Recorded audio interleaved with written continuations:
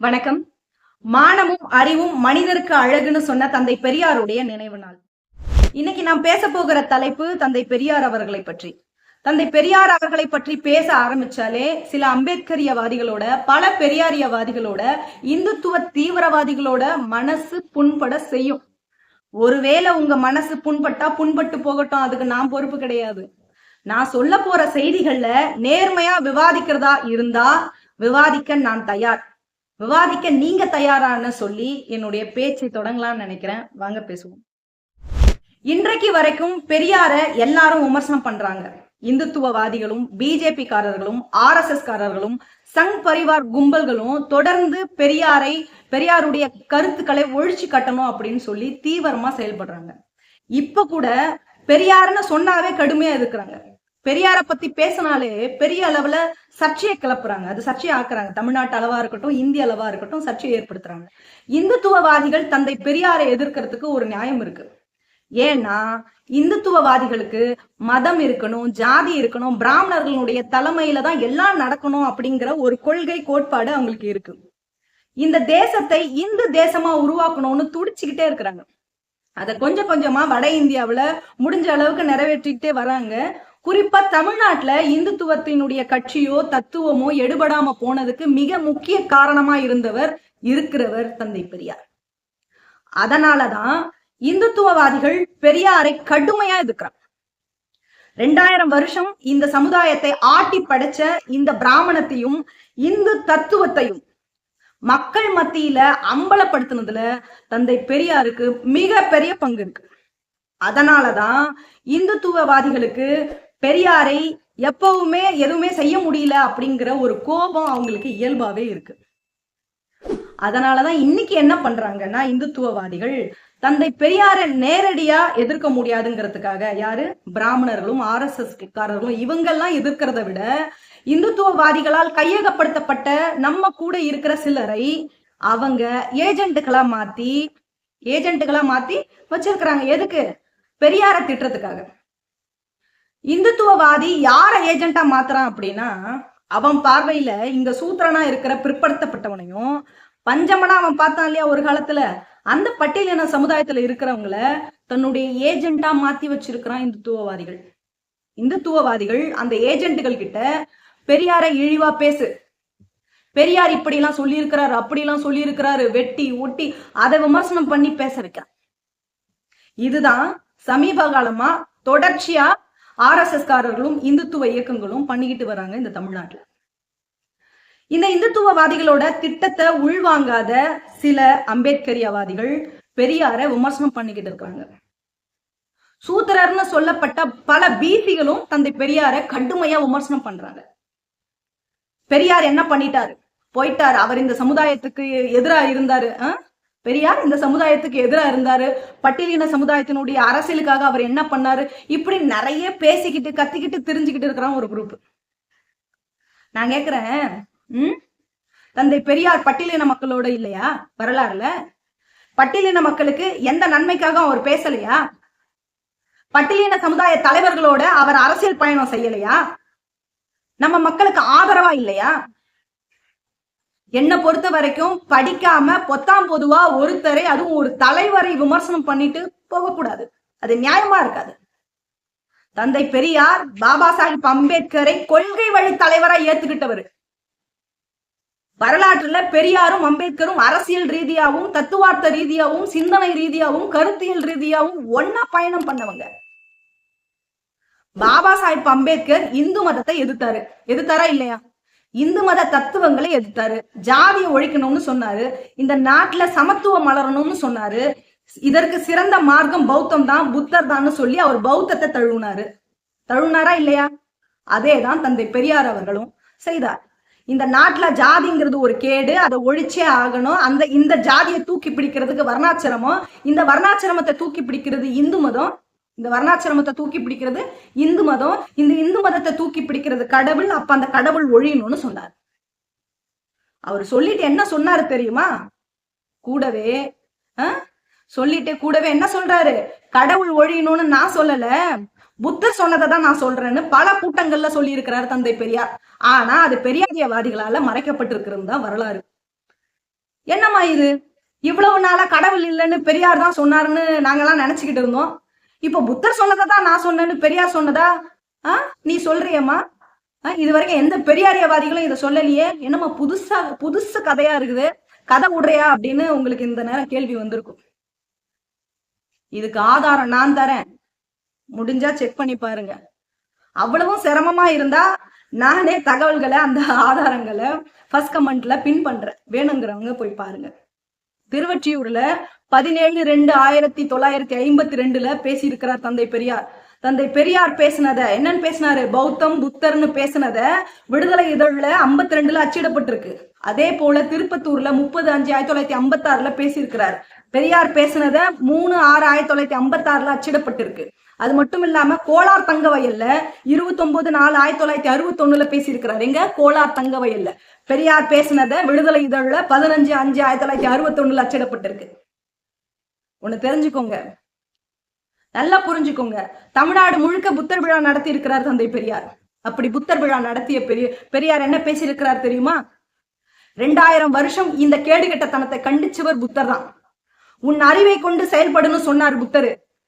கடவுள் இல்லைன்னு சொன்னாரு, மோட்சம் இல்லைன்னு புத்தர் தான் சொன்னாரு. அவர் சொல்றதுதான் நான் சொல்றேன். யாரு? புத்தர் சொல்றதான் நான் சொல்றேன். ஆக பௌத்தத்தை தந்தை பெரியார் மதம்னு சொல்லல, மார்க்கம்னு சொல்றார். எவனுக்கெல்லாம் புத்தி இருக்குதோ அவெல்லாம் புத்திஸ்ட் போ. எவனுக்கெல்லாம் புத்தி இருக்கோ அவெல்லாம் புத்திஸ்ட். ஆக அம்பேத்கரும் பெரியாருக்கும் தத்துவார்த்த ஒற்றுமைகள், போராட்ட ஒற்றுமைகள், கொள்கை ஒற்றுமைகள் எவ்வளவு இருக்குன்னு நம்ம புரிஞ்சுக்க வேணாமா? வரலாற கடுமையான போராட்டங்களை மக்கள் மத்தியில விழிப்புணர்வு ஏற்படுத்தி இருக்கிறார் தந்தை பெரியார். கொஞ்சமா நஞ்சமா அவர் பண்ணது. 1924 திருவாங்கூர் சமஸ்தானத்துல தொடங்கினது அவருடைய போராட்டம். அங்க இருக்கக்கூடிய ஈழவ மக்களுடைய அமைப்புகள் அந்த போராட்டத்தை முன்னெடுத்தாங்க. அந்த போராட்டத்தை தலைமை தாங்க தந்தை பெரியாரை கூப்பிட்டாங்க அந்த மக்கள். அந்த போராட்டம் பெரியார் போன பிறகு தீவிரமாச்சு, இந்தியா முழுக்க பேசப்பட்டது, பரவலா எல்லாரும் விவாதம் பண்ண ஆரம்பிச்சாங்க. ஏன் மகத்குல போராட்டத்தை முன்னெடுக்க என்னுடைய இன்ஸ்பிரேஷனே வைக்கம் போராட்டம் தான் பாபா சாஹிப் அம்பேத்கரை குறிப்பிட்டிருக்கிறார். இந்த வரலாறு தெரியுமா? இந்தி ஒழிப்பு, சமுதாய சீர்திருத்தம், ஜாதி ஒழிப்பு மாநாடு, கடுமையான பார்ப்பன எதிர்ப்பு, பெண் விடுதலை, பார்ப்பனல்லாத மக்களுக்கு இடஒதுக்கீடு வேணும், வகுப்பு வாரி பிரதிநிதித்துவம் வேணும்னு சாகுற வரைக்கும் அழுத்தமா சொல்லிட்டு போயிருக்கிறார். தந்தை பெரியார் சொல்றார், அதிர்ஷ்டவசமா இந்த பட்டியலின மக்களுக்கு அம்பேத்கர் கிடைச்சிட்டாருன்னு. அதிர்ஷ்டவசமா இந்த பட்டியலின மக்களுக்கு அம்பேத்கர் கிடைச்சிட்டாருன்னு பல கூட்டங்கள்ல பாபா சாஹிப் அம்பேத்கரையும் புத்தரையும் கோடிட்டு பேசியிருக்கிறாரு. அப்படி அவர் பேசுறதுக்கு தேவை என்ன இருக்கு? இன்னொரு உண்மை என்னன்னா, பட்டியல் சமூகத்தினுடைய ஆதி திராவிடர்களுடைய எல்லா மாநாடுகள்லையும் தந்தை பெரியாரை தான் சிறப்பு அழைப்பாளரா அழைச்சி சிறப்பு செய்திருக்கிறாங்க, பேச வச்சு அழகு பார்த்திருக்கிறாங்க. ஆதி திராவிட மாநாடுகள்ல பெரியாரை சிறப்பு அழைப்பாளரா கூப்பிட்ட பட்டியலின தலைவர்கள் எல்லாம் முட்டாளுங்க. இப்ப புரட்சி பேசுற, பெரியார கேள்வி கேட்கிற, விமர்சனம் பண்ற நீங்க புத்திசாலிங்கள அதானே? 1947 மாயாவரத்துல நடந்த அந்த ஆதி திராவிடர்கள் மாநாட்டுல பாபா சாஹிப் அம்பேத்கர் படத்தை வச்சுக்கிட்டு, இவர் தான் உங்க தலைவர், இவர் தான் உங்க எல்லாருக்குமான தலைவர், எனக்குமான தலைவர்னு தந்தை பேசியிருக்கிறார். அம்பேத்கர் தான் எனக்குமான தலைவர்னு பேசியிருக்கிறார். பெரியார் பாபா சாஹிப் அம்பேத்கர் அவர்களை தலைவராக ஏற்று அவர் தலைவரை ஏத்துக்கணும்னு என்ன அவசியம் வந்துச்சு இப்ப அவருக்கு? ஆனா ஏத்துக்கிட்டு இருக்காரு.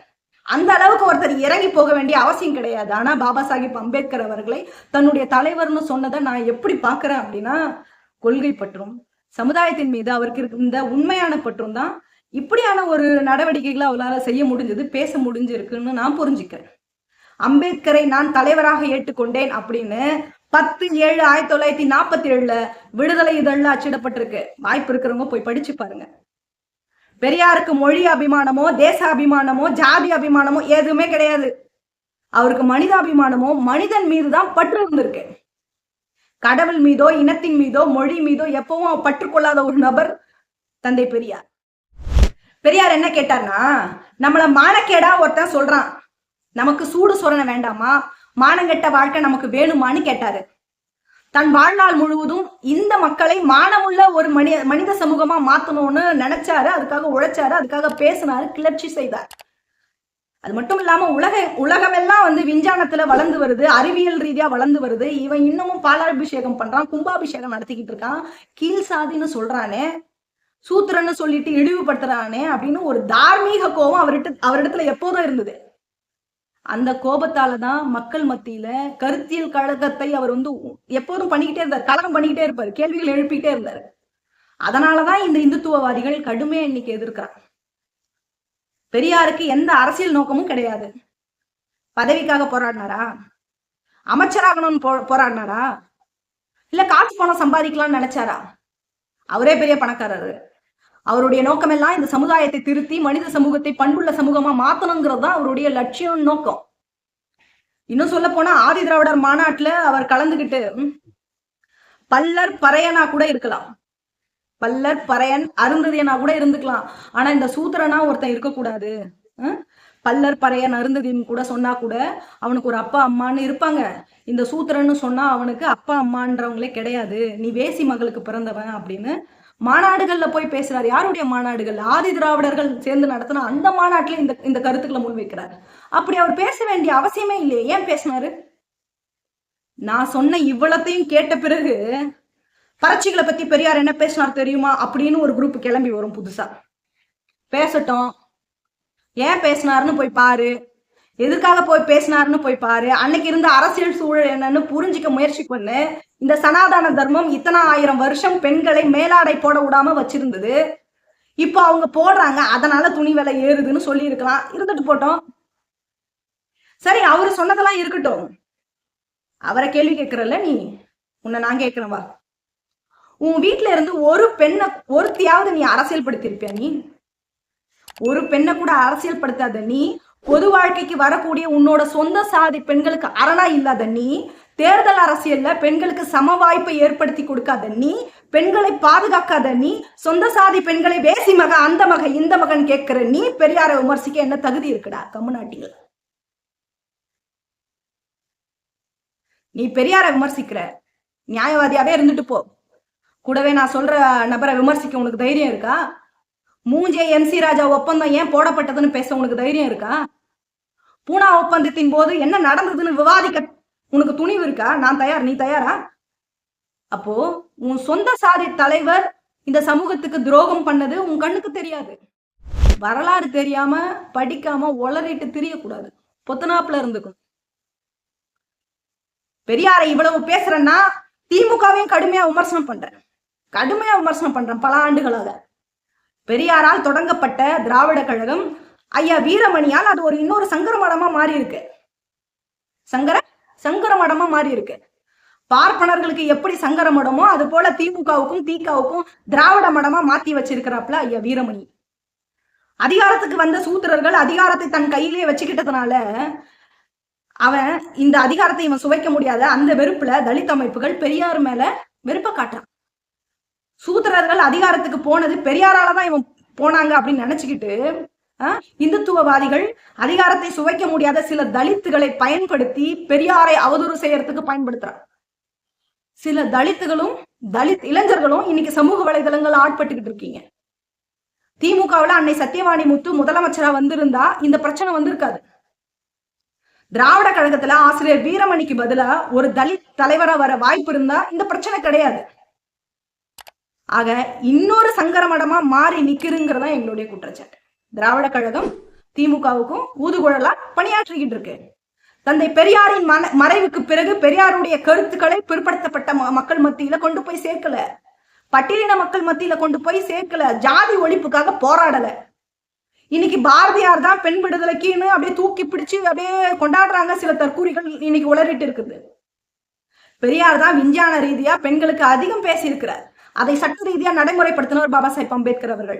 அவரை மாதிரி எல்லாம் பெண் விடுதலை பேசியிருக்கவே முடியாது. பாபா சாஹேப் அம்பேத்கர் அவர்களையும் தந்தை பெரியார காட்டிலும் பெண்களை முன்னிலைப்படுத்தி மாநாடு போட்டிருக்காரு. மாநாடுகள்ல தலைமை ஏற்க வச்சிருக்கிறாரு, பெண்களை மாநாடுல கொடியேற்ற வச்சிருக்கிறாரு. அவ்வளவு முக்கியத்துவம் கொடுத்திருக்கிறார் தந்தை பெரியார். பட்டியல் சமுதாயத்தை சேர்ந்த அன்னை மீனாம்பாள் சிவராஜ், அன்னை சத்தியவாணி முத்து மாநாட்டின் தலைமையா போட்டு அவர் களமாட வேண்டிய என்ன அவசியம் இருக்குது? இதெல்லாம் எதுக்கு பண்ணாரு நீங்க நினைக்கிறீங்க? தலித் மக்களை தாஜா பண்ணணும்னு நினைச்சாரா? அவருக்கு எந்த அவசியமும் கிடையாது. ஏன் பண்ணணும்? அவர் சுயநலத்துக்காக இருந்திருந்தா பிற்படுத்தப்பட்ட மக்களுக்காக வேலை செய்யறாருன்னே கூட வச்சுக்கோங்களேன். அவங்களுக்காக மட்டுமே மாநாடுகளை கூட்டி நடத்தி போயிருந்துருக்கலாமே. பிற்படுத்தப்பட்டவர்களை மட்டுமே கூட்டி ஒரு இயக்கத்தை நடத்திட்டு போயிருக்கலாமே. ஆனா அவர் அப்படி செய்யலையே, செய்யவே இல்லையே. அவர் எஸ்சி எஸ்டி பிசி மக்களை, சிறுபான்மை மக்களை ஒன்று திரட்டி நான் ஆட்சி அமைக்க போறேன் அப்படின்னு என்னைக்காவது சொன்னாரா? கிடையாது. அப்படிலாம் அவர் என்னைக்குமே பேசல. ஜாதி ஒழியணும், பெண் விடுதலை. மாறா தேர்தல் அரசியல்னு வந்துட்டா அவன் பித்தலாட்டக்காரனா மாறிடுவான் அப்படின்னு சொல்றாரு. அதுக்காக அவன் சமரசம் ஆயிடுவான்னு சொல்றாரு. உண்மையான ஜாதி ஒழிப்பு கருத்துக்களை இந்த மக்களுக்கு சொல்ல மாட்டான் தேர்தல் அரசியல்ல வரவன் அப்படின்னு அழுத்தமா சொல்றாரு. அவர் தேர்தல் அரசியல்ல இருந்து சமுதாய சீர்திருத்த அரசியலுக்கு வந்தவர். யாரு? பெரியார். எல்லாரும் இங்கிருந்து அங்க போவாங்க, அவர் அங்கிருந்து இங்க வந்தவர், ரிவர்ஸ்ல போட்டு வந்தவர். இந்த சமுதாயத்தை சமத்துவ சமூகமாக உருவாக்கணும், அதுதான் அவருடைய நோக்கம். அந்த நோக்கத்தை நம்ம புரிஞ்சுக்கணும். திரு கருணாநிதிக்கு ஒரு நோக்கம் இருக்கலாம். திரு கருணாநிதிக்கு திமுக தலைவரா வரும்பொழுது அவருக்கு ஒரு நோக்கம் இருந்திருக்கலாம். திமுகவுக்கும் கட்சிக்கும் ஒரு நோக்கம் இருந்திருக்கலாம். பல கட்சிகளுக்கும் பல நோக்கங்கள் இருந்திருக்கலாம். ஏன்னா அவங்க தேர்தலில் நிக்க போறாங்க, அமைச்சராக போறாங்க, சம்பாதிக்க போறாங்க.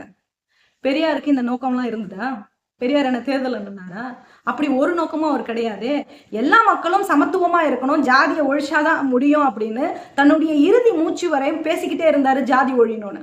அவரே சொல்றாரு, நான் சொல்றத நீங்க கேட்கணுங்கிற எந்த அவசியமும் கிடையாது. நானே தப்பு பண்ணியிருந்தா கூட என்ன கூட நீங்க விமர்சனம் பண்ணிட்டு போங்கன்னு சொல்றாரு. பெரியாரும் தப்பு பண்ணிருப்பாரு. நீங்க சொல்ற மாதிரி ஏதோ ஒரு கருத்தியலா முரண்பாடு பட்டிருக்கலாம். இன்னைக்கு இருக்கிற கம்யூனிகேஷன் வேற, அன்னைக்கு இருந்த கம்யூனிகேஷன் வேற. இன்னைக்கு இருக்கக்கூடிய அரசியல் சூழல் வேற, அன்றைக்கு இருந்த அரசியல் சூழல் வேற. அப்போ 60 வருஷத்துக்கு முன்னாடி, 70 வருஷத்துக்கு முன்னாடி ஒருத்தர் மதத்தை எதிர்த்து பேசுறதோ, கடவுளை எதிர்த்து பேசுறதோ, ஜாதியை எதிர்த்து பேசுறதோ சாதாரண விஷயம் கிடையாது. ஆக பெரியாருடைய பெருமையாக நான் பார்க்கறது என்ன அப்படின்னா, ஜாதியிலேயே கௌரவமான ஜாதி சொல்லிக்கிற அளவுக்கான ஜாதி தான் அவருடைய ஜாதி. அப்படிப்பட்ட ஜாதியில பிறந்த அவர் ஜாதி ஆதிக்கவாதிகளுக்கு எதிராக தொடர்ந்து கலகத்தை உண்டு பண்ணார், கேள்விகளை எழுப்பினார், பேசினார்.